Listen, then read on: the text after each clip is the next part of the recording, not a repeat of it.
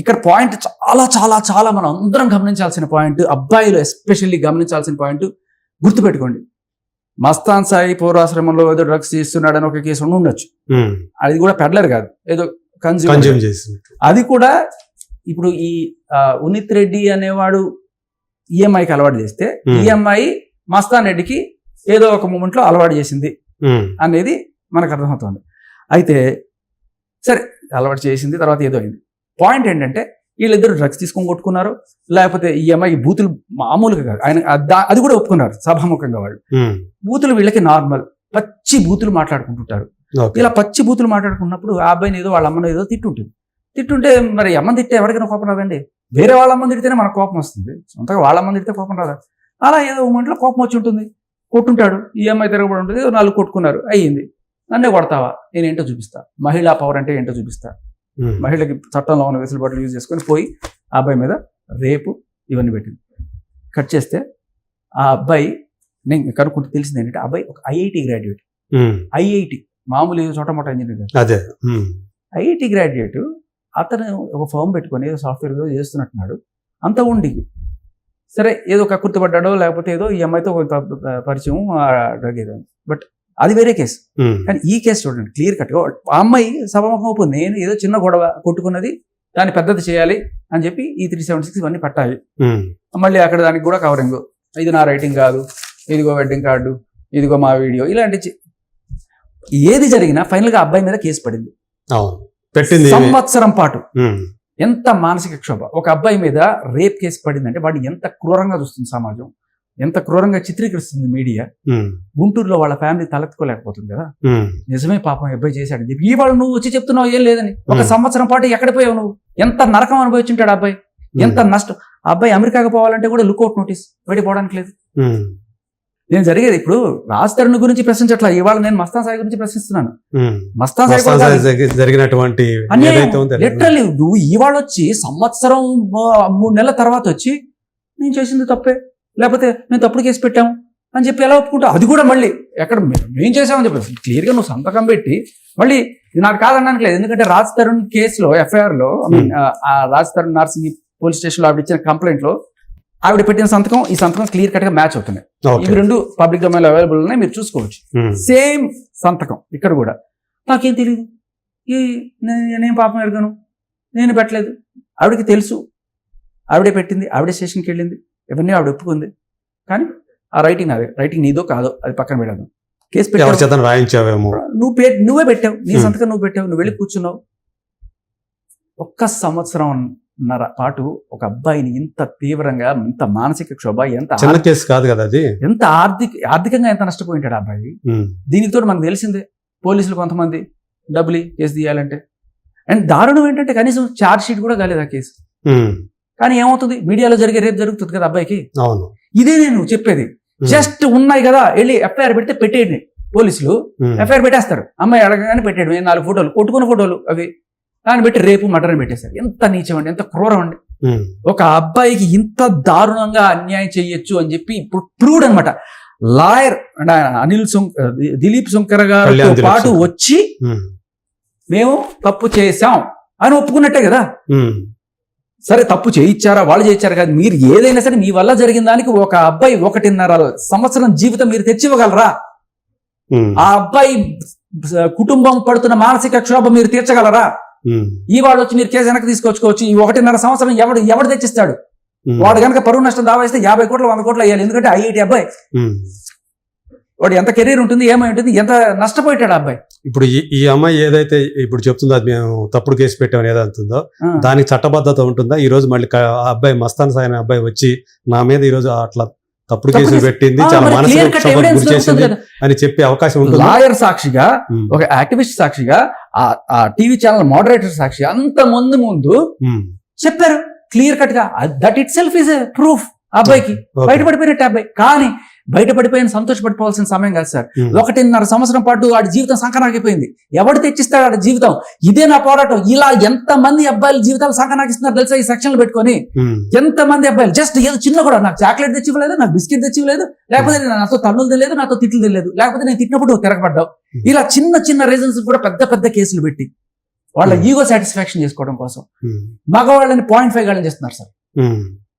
ఇది ఇవాళ మనం తిరగబడకపోతే ప్రతి ఒక్కడు కూడా ఇలాంటి సెక్షన్లు పడుతూనే ఉంటాయి. క్లియర్ కట్ గా ఇవాళ ఈయన మీద పెట్టింది, రేపు రాజధాని కేసు కూడా ఇంకోసారి ఇది తప్పుడు కేసు అండి, నా చేత వాడు పెట్టించాడు అనొచ్చు కదా. అదే నువ్వు యువర్ అన్ అడల్ట్, నువ్వు రాసిన ఏంటో చదువుకోలేవా, నీకు చదవచ్చు కదా, నువ్వు ఏం పెడుతున్నావో తెలీదా, ఒక మనిషి జీవితాన్ని నాశనం చేసింది కదా ఇది. సో ఇది విజయం. అట్లీస్ట్ వాళ్ళు సభాముఖంగా ఒప్పుకున్నారు. అండ్ ఇది తప్పుడు కేసు అని ఆ అమ్మాయి చెప్పిన మాట, this is a landmark victory for us. ఒక మేల్ యాక్టివిస్ట్ గా, ఒక మ్యానిస్ట్ గా నేను దీన్ని సాధించిన విజయంగా భావిస్తాను.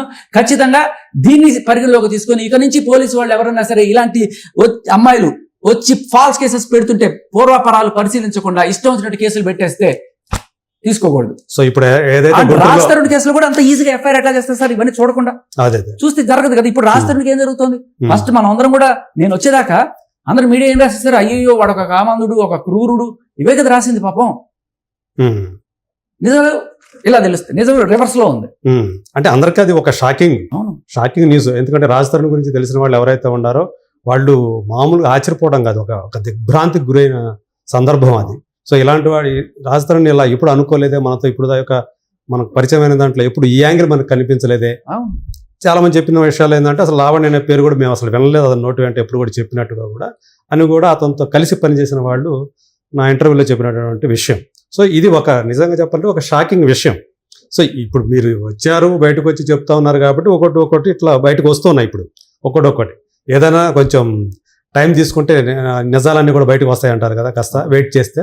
సో అలా దీంట్లో కూడా మరి ఏం జరిగింది, ఈ ఒక్క అబ్బాయి జీవితం కాదు సార్, ఎంతమంది అబ్బాయిల జీవితాలతో ఆడుకుని ఉందో చెక్ చేయండి పోలీసులు.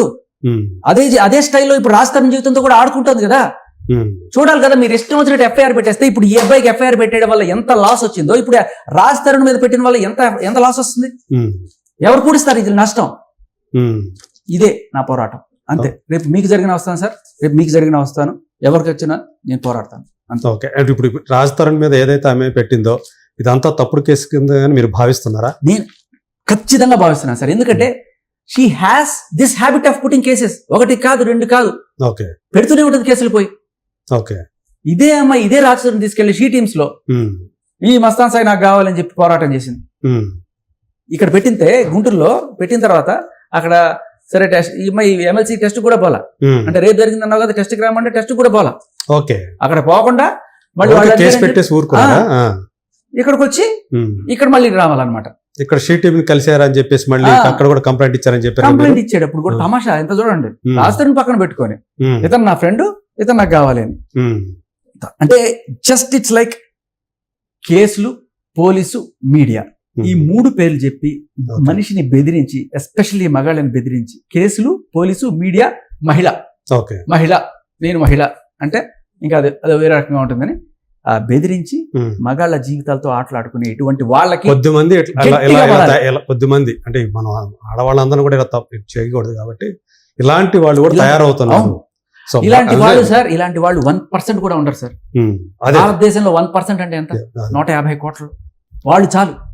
దీనికి జెండర్ తో పని లేదు, అటు మగాళ్ళను ఉండొచ్చు, ఇటు ఆడవాళ్ళు. ఎవరు సార్ కేసులు తీసుకునేది? బయటకు వచ్చారిస్తే ఎవరు సార్ మీడియా వచ్చేది? అది పాయింట్ అయితే అదే. చేయాలనుకుంటే చేయలేడు, ఆడవాళ్ళు చేయాలనుకుంటే ఇలా అంతే.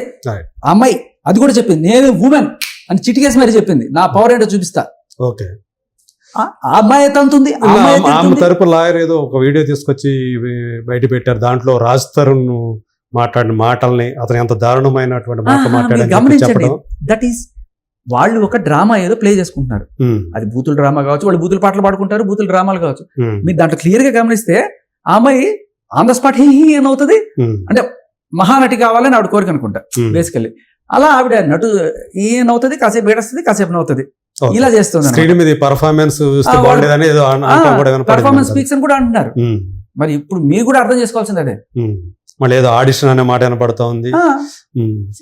అక్కడ ఏదైతే వాళ్ళ గొడవ అనుకోవడానికి లేదు, అది దట్స్ ఎన్ ఆడిషన్. అది ఆయన ఎందుకు చూపించారంటే, ఒకటి వీళ్ళ ముగ్గురు మంచి స్నేహితులే, అండ్ ఇంకొకటి ఏంటంటే వీళ్ళకి బూతులు కామనే అనేది ఆయన ఎస్టాబ్లిష్ చేయాలనుకున్న లైన్.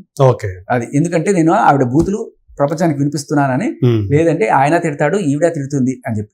ఆయన తిడతాడు ఈవిడ తిడతాడు, బూతులు మాట్లాడడంలో నేను ఇప్పుడు కొన్ని చెప్తాను, MG VP ఇలాంటివన్నీ మాట్లాడుకుంటారు, LK ఇట్లాంటివి మాట్లాడడం సరే కొంతవరకు కొంతమంది చేస్తుంటారు. కానీ లిటరల్ గా నువ్వు మీ అమ్మతో పడుకున్నావా, I'm sure you must have sleep with your mother అంది.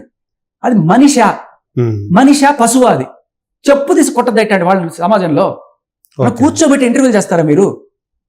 అడగరా ఎవరు? రేటింగ్లు వస్తాయా లేకపోతే ఇంకోటో కాంట్రవర్సీయో రాస్తారని ఏదో రోజు చేస్తాడని చెప్పి వినండి సార్, నేను మీకు వినిపిస్తా. చెప్పు తీసి కొట్టాలి ఇట్లాంటి మాటలు మాట్లాడి. ఎవరైనా సరే అమ్మాయి కదా సార్, నా అమ్మైనా మీ అమ్మైనా రాస్తున్న వాళ్ళ అమ్మైనా అమ్మాయి. ఏదో కోపంలో LK అన్నాను అన్న కూడా కాదు, literally I'm sure you must have slept with your mother. అంతేకాదు ఆవిడతో ఎంతమంది సంసారం చేస్తే పుట్టేవరా అని. నీచమైన మాట సార్ అది. ఇది ఎవరు కూడా అంటే దిలీప్ శంకర్ గారికి ఇది నార్మల్ కావచ్చు, ఆయనకి నార్మల్ కావచ్చు, ఆవిడికి నార్మల్ కావచ్చు, కానీ సమాజానికి నార్మల్ కాదు సార్ ఈ రెండు మాటలు. ఖచ్చితంగా నార్మల్ కాదు. ఈ మాటలు ఎక్కడ ఉంది దాంట్లో మీకు వినిపిస్తా. ఇప్పుడు అది బయటకు వచ్చినట్లు కదా, బీప్ వల్ల మీకు తెలియట్లా. ఓకే, ఆ బీప్ ఏదైతే ఉందో ఆడియో పంపిస్తాను, మీరు వినిపించండి. ఓకే, ఏదైతే బయటకు వచ్చిందో ఒక వారం రోజుల క్రితం బీప్ నిన్నే తీసుకొచ్చాము ఆడియో బయటకి. ఓకే, సో ఒరిజినల్ ఆడియో ఏదైతే ఉందో అది. ఓకే, సో అదే అలా అంటే మాత్రం చాలా దారుణమైనటువంటి విషయమే.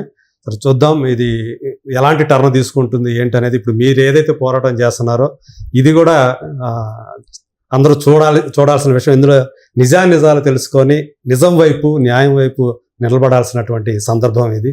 థ్యాంక్ యూ సో మచ్ అండి. Thank you.